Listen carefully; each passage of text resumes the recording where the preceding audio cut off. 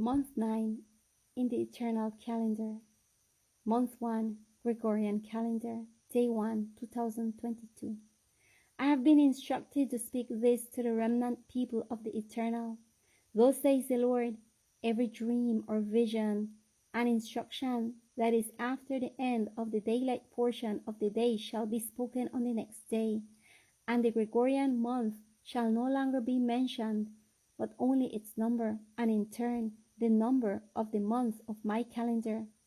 Thus the people will remember time after time when each day ends and when each day begins, and the months of my calendar, which they will always keep in mind so that they will never forget their feast days, because I am the Alpha and the Omega, and everyone who is and desires to be with me eternally will rejoice in my school today and for eternity. Remove from your rooms the reminders of these pagan names. Let your speech concerning this be numbers, and those you will avoid having in your mouths paganism brought from false idolatry.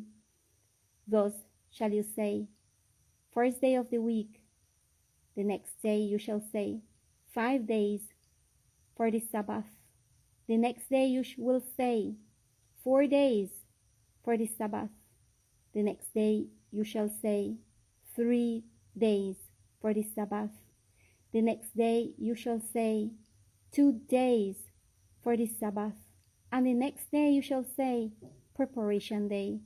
And lastly, the Shabbat, the Sabbath.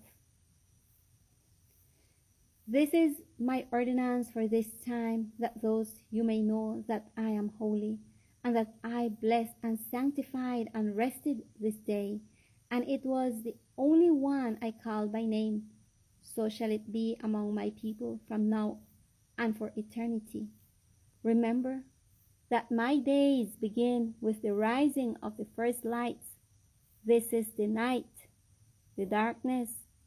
This is the dark part of that day that begins, and then proceeds the part of light.